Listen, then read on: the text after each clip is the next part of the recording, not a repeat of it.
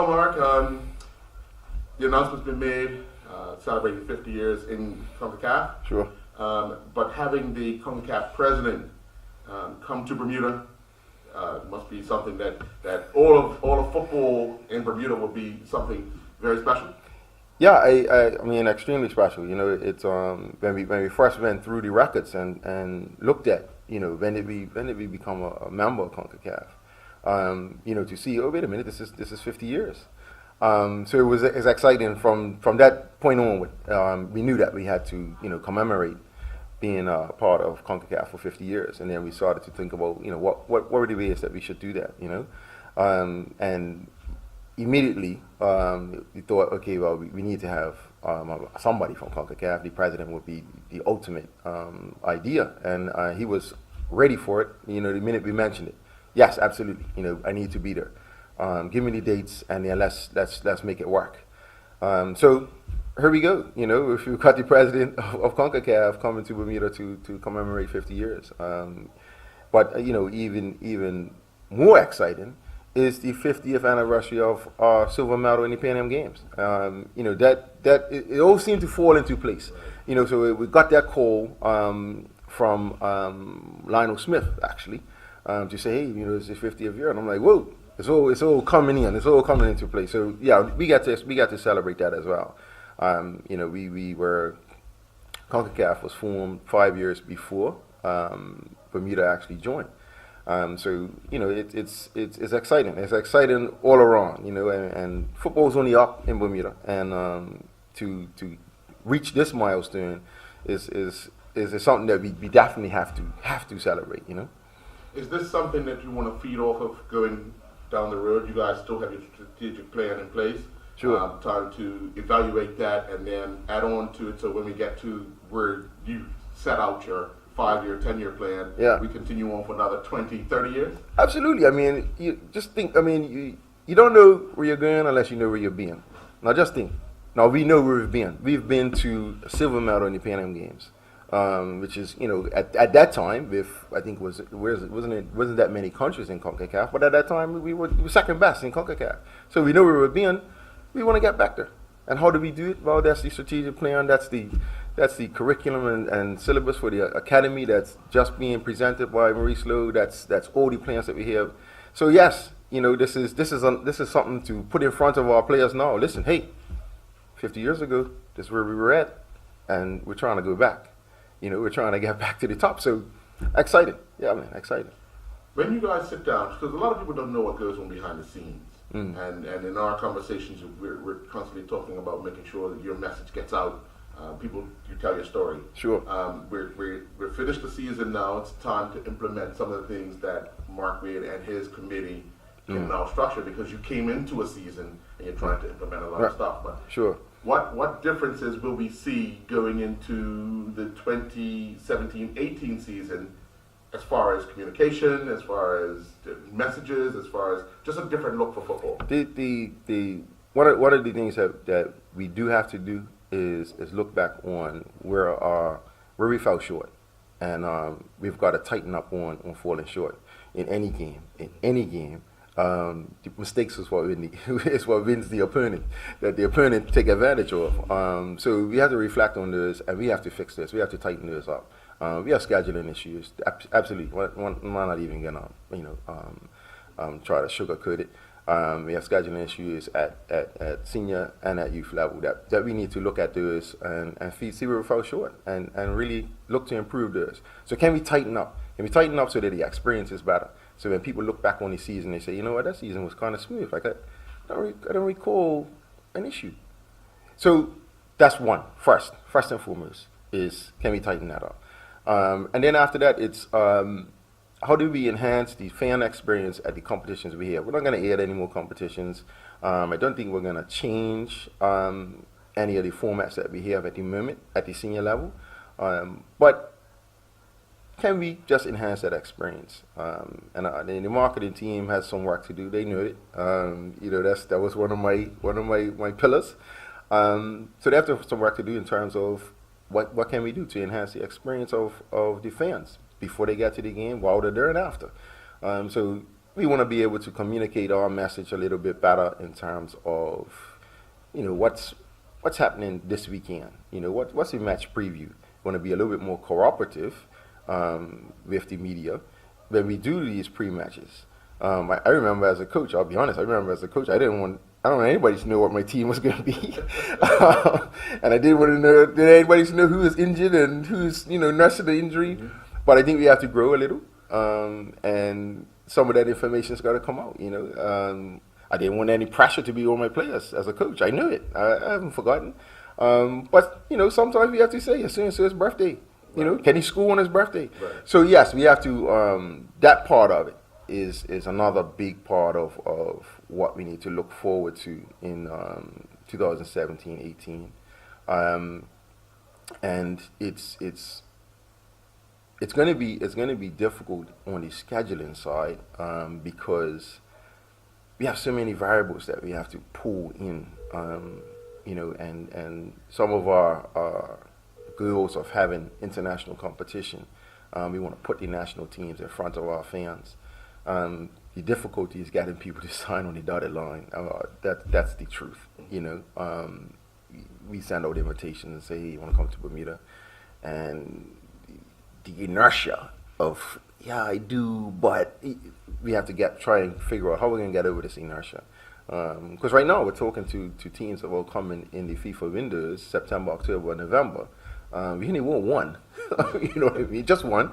But we're fighting this inertia of people saying yes or come and sign on the dotted line and bang, here we go. Because we'd like to be able to announce that. Why couldn't I announce that now? Mm-hmm. When the schedule comes out, why couldn't I put it on the schedule? But in our region, we have those problems, which are difficult. But hopefully, we can do that and assist with the whole scheduling piece. Because as you know, this year, because we had agreements with Canada and New York Cosmos, because we didn't reach those agreements till late on, you didn't get the changes in schedule. So we had to do all these adjustments and night games and semifinals, move from one place to the other, and all sorts. But how can we press to get these agreements signed on the dotted line? Because we don't want to announce anything until we actually have somebody signed on the dotted line, because anything could happen. But so we want to do that at the youth level. Maurice Lowe and his team and the PDC have some exciting initiatives that we're going to talk about at the symposium on the 22nd. Maurice Lowe has a new initiative called GLAD, which he wants to present. He'll present that. We have the coach licensing coming, where every coach will have to register and license and be licensed by the FA. And they'll get themselves a card that says, hey, I'm a licensed coach, and at what level. And so we're going to present that program at the symposium. So it's tightening up operations internally, I think, is what we're going to do for 17-18. Assisting our clubs to be tighter, registering on time, making sure the website is filled in, because the website can do some fantastic things with players. But if we don't have the pictures and we don't have all the information, then we can't do it. Or the clubs that do it get more exposure than others, and that's not what we want. So we have to focus in on our clubs, which is another pillar to try and help them. So our club licensing comes online in July, where clubs will be licensed. They'll be given a license or a provisional license, and we're speaking with individuals now who go into the clubs and help. Okay, so what do you need? We got your survey. You don't have your constitution hasn't been updated since 1971. Okay, well, you know what? The BFA is going to provide this resource to look at your constitution and bring it up to date for you. And sit down with you and tidy it up, and bang, you have a new constitution before the end of the year. We'll help them in those areas. We'll help them with accounting, reporting, and their financials. And because not every club has a certified accountant, but we can have certified accountants look at a QuickBooks printout which some clubs they don't have even have that many transactions. So we can have QuickBooks. QuickBooks will spit out a report for you, and we'll give it to an accountant to have a look at. Can we do that? So those sort of things, tightening up our clubs, because at the end of the day, the bedrock of what we do is the clubs, and we can't start to tell our story accurately if our clubs don't have all this. We don't have all this information coming from the ground up, really. So it's I think 2017 will be about internal, be more internal than it is external for the BFA for our clubs as well. Back to the celebration. Obviously, with the CAF president coming, as well as he's a vice president of FIFA. Yes. Looking at the awards banquet and also the opening of this particular building structure that FIFA has helped to fund. Yes. Moving in the right direction. Yeah. We we'll open this building.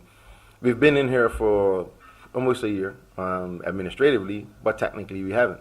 We've been everywhere technically, but it's the nature of the FIFA Girl projects, the nature of construction in Bermuda. We had to do it in the stages that we did it in. So we got to open the technical area downstairs, which is 2 changing rooms, referee room, our treatment center. We get to show our supporters and our sponsors and those who want to support, get to show them, the home of Bermuda football, and to have the CONCACAF president to open it on behalf of Gianni Infantino is exciting again to do that. The awards the next day. Well, first we have the symposium where we'll be introducing some new things. We'll look at last year. We'll look at the season just going.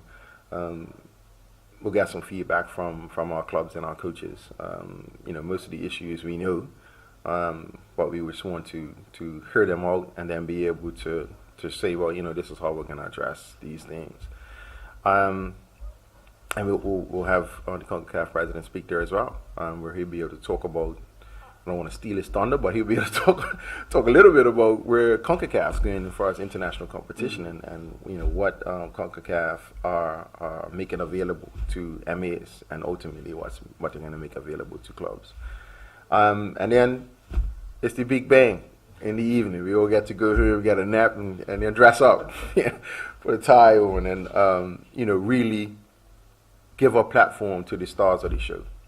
I keep saying it. I'm gonna keep saying it till I'm done. The stars of the show, the footballers. So we're gonna give the footballers a platform where we'll be recognizing the usual awards: the MVP, Young Player, Goalkeeper of the Year, Defensive Player of the Year, Referee of the Year, Fair Play Team. So the stars get to dress up and smile and get their due. So it's there should also be the prize money presentation for all of our clubs as well. So we're gonna have a little bit of a party. I'll stick my hand up. I'll apologize. Yes, we're gonna party. We've been working. We've been working for a year, so we're gonna party for a day, just to celebrate football, celebrate all the things that football, all the good things that football do for this country. Right. On a side note, we're all aware of what happened over in Europe yesterday with a football club's bus being targeted. Globally, and obviously FIFA's got a close eye on these type of things. Sure.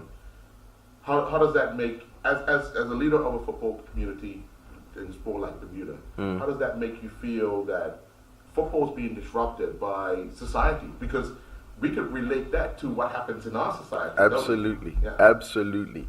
Whenever something happens globally, we reflect in Bermuda.